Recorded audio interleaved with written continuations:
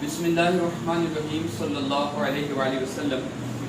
मेरे बच्चों, आज आपके सिलेबस में से थ्योरम जो है आपके सिलेबस में शामिल है। आज फर्स्ट थ्योरम करेंगे चैप्टर नंबर 12.1.1। आज पहला थ्योरम आप करेंगे और आपको आपके पेपर में 3 क्वेश्चन आपको सॉल्व करने होते हैं। और थ्योरम ये कंपलसरी है, ये लाजमी आपको थ्योरम करना होता है। ये 8 नंबर का पेपर में आता है। आज हम थ्योरम समझने की कोशिश करेंगे। पहला थ्योरम है 12.1.1। इसकी स्टेटमेंट है, पेपर में बच्चों ये स्टेटमेंट लिखी होगी, एनी पॉइंट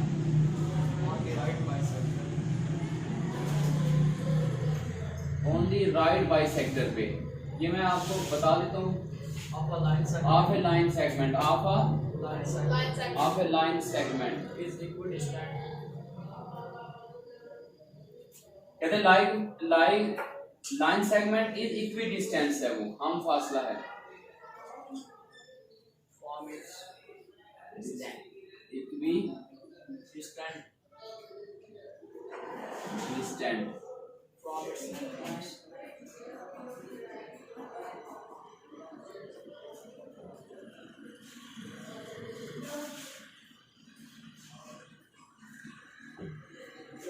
बच्चों, ये स्टेटमेंट आपके पेपर में इस तरह की स्टेटमेंट लिखी होगी। थ्योरम जो आपको 8 नंबर का थ्योरम आएगा, और ये कंपलसरी क्वेश्चन होगा। बाकी आपने 2 करने होंगे टोटल। आपने 5 में से 3 लॉन्ग क्वेश्चन सॉल्व करने होंगे। बाकी जो 2 होंगे उसके पार्ट्स होंगे ए बी। और जो थ्योरम होगा ये एक ही इसका पार्ट होगा और 8 नंबर का ये थ्योरम होगा। इसकी स्टेटमेंट गिवन दी होगी, जैसे ये स्टेटमेंट है, मैंने लिखा है any point on the right bisector of a line segment is equidistant from its and point. अब ये वाली लाइन स्टेटमेंट गिवन हुआ, इसके मुताबिक आपने आगे पूरा थ्योरम लिखना है। सबसे पहले हम इसकी फिगर जो है वो ड्रॉ करेंगे। फिगर के भी बच्चों नंबर होते हैं। सबसे पहले हम एक लाइन सेगमेंट ले लेते हैं। क्या ले लेते हैं? A B. इसको कहते हैं लाइन सेगमेंट जिसके 2 एंड पॉइंट्स हों, उसको क्या बोलते हैं? Line segment. यहाँ पे क्या लिखा हुआ है? Line segment. अब लाइन सेगमेंट हमने ले ली, इस स्टेटमेंट के मुताबिक हमने ये लाइन सेगमेंट ले ली। अब एनी पॉइंट, कहते हैं एक पॉइंट है, एनी पॉइंट, एक यहाँ पे कोई पॉइंट है P। Any point on right bisector. Right का मतलब होता है, बाइसेक्टर का मतलब है जो इंटरसेक्ट करे दरमियान में से। बाई का मतलब है 2। बाइसिकल होता है ना, बाइसिकल का मतलब है 2 पहियों वाली साइकिल। तो ये बाइसेक्टर का मतलब है, बाई का मतलब है 2, सेक्टर का मतलब है इंटरसेक्ट, जो 2 हिस्सों में काटे। कहते हैं any point on right bisector.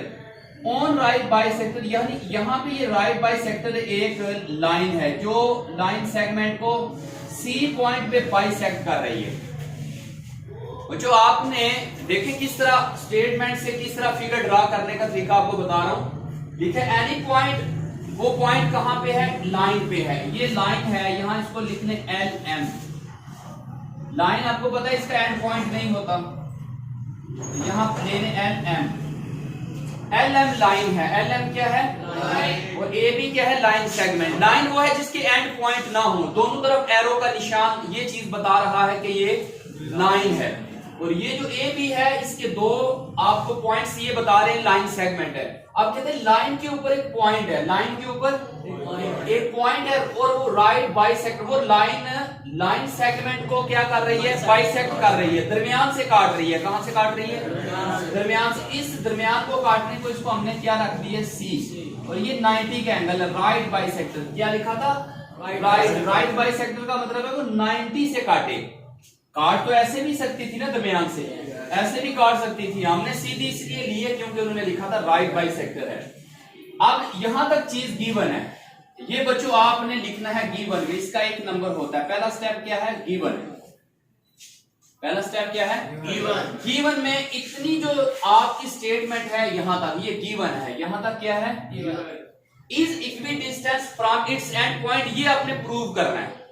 इस स्टेटमेंट का नेक्स्ट जो पोर्शन है ये आपने प्रूव करना है। इतना आपका गिवन में मौजूद है। तो गिवन में आपने क्या लाइन ली? आपने लिखा लाइन। सबसे पहले लिखेंगे लाइन एल एम। क्या लिखेंगे? लाइन। और लाइन के लिए नोटेशन क्या है? ये है ना line. Line L M intersect कर रही है, इंटरसेक्ट्स किसको कर रही है? लाइन सेगमेंट को। किसको कर रही है? लाइन सेगमेंट ए बी को। किसको कर रही है? और लाइन सेगमेंट की आप देख लें, ये है ना सिंबल, ए बी को कर रही है at point C, at point इस पॉइंट पे कर रही है सी पे। अब दूसरी चीज ये होगी, अब है कि जो एल एम है ये परपेंडिकुलर है। एल एम जो लाइन है ये क्या है? परपेंडिकुलर। किसके? ए बी के। किसके परपेंडिकुलर है? ये गिवन है। ये क्या है? देखिए एल एम जो लाइन है परपेंडिकुलर का मतलब है ये टी जो उल्टा आपको नजर आ रहा है ना, इसका मतलब है 90 का एंगल। क्या मतलब है इसका? ये परपेंडिकुलर है किसके? और दूसरी चीज ये भी है कि ए सी बराबर है ए बी के। ए सी बराबर है कॉन्ग्रुएंट है सी बी के। ए सी बराबर है सी बी या बी सी या C B. B C book में जिस तरह लिखा है आप बुक के मुताबिक लिख लें बी सी। ए सी देखिए जितना डिस्टेंस, देखिए इतना डिस्टेंस और ये सेम है। क्यों सेम है? क्योंकि इस लाइन ने इसको दरमियान से काटा है। ये सारा गिवन में लिखना है बच्चों, ये सारा क्या लिखना है?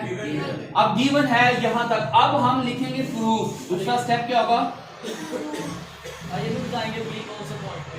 ये देखिए पी, यहाँ ये गिवन में एक चीज ये भी लिख लें, पी जो है ये पॉइंट है ऑन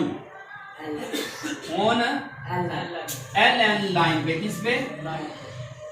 ये पी जो पॉइंट है ना, पी पॉइंट किस लाइन पे है? L N. ये भी तो लिखना ना, जितनी फिगर आपने बनाई है वो सारी आपने गिवन में लिखना है।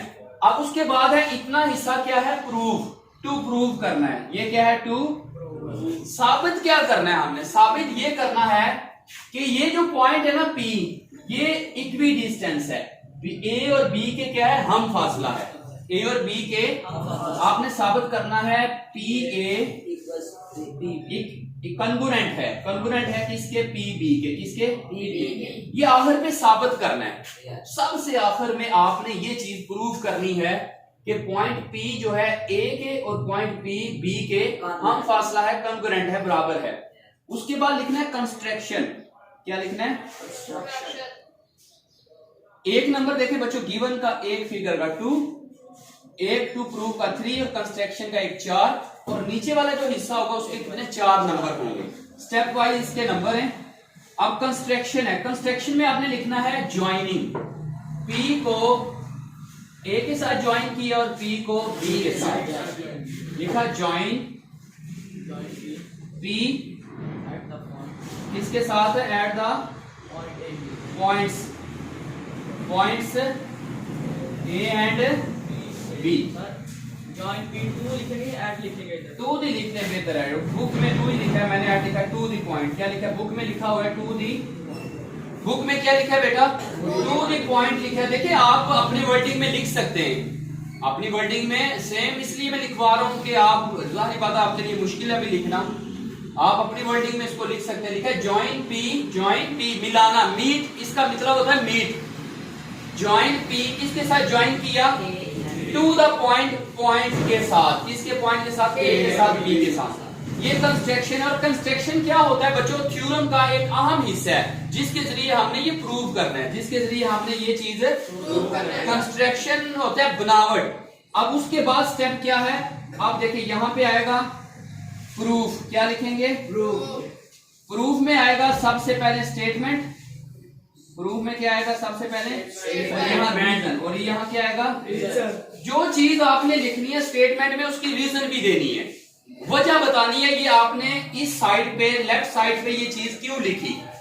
क्या है लिखना है बच्चों? कंस्ट्रक्शन के बाद क्या लिखना है? प्रूफ। PROOF proof. और प्रूफ में दो आपने ये कॉलम नमा बनाने, इसमें लिखना है लेफ्ट साइड पे स्टेटमेंट और राइट साइड पे रीजन लिखना है। अब देखिए आपने कंस्ट्रक्शन की वजह से आपके पास 2 ट्राइंगल बन गई। जो आपने कंस्ट्रक्शन की है ना, इसकी वजह से कितनी ट्राइंगल बन गई? 2। अब इनको स्टडी करना बहुत आसान है। अब हमारे पास 2 ट्राइंगल है। एक ट्राइंगल है ACP। इसका मतलब है बच्चों हम दोनों को इनको स्टडी करेंगे। कॉरस्पॉन्डिंग है BCP कॉरस्पॉन्डिंग है आगे BCP, किसके? BCP ये ट्राइंगल की सिंबल है। ये किसकी सिंबल है? ट्राइंगल। कहते हैं दो ट्राइंगल और ये जो एरो है इसका मतलब है कॉरस्पॉन्डिंग, ये दोनों आपस में।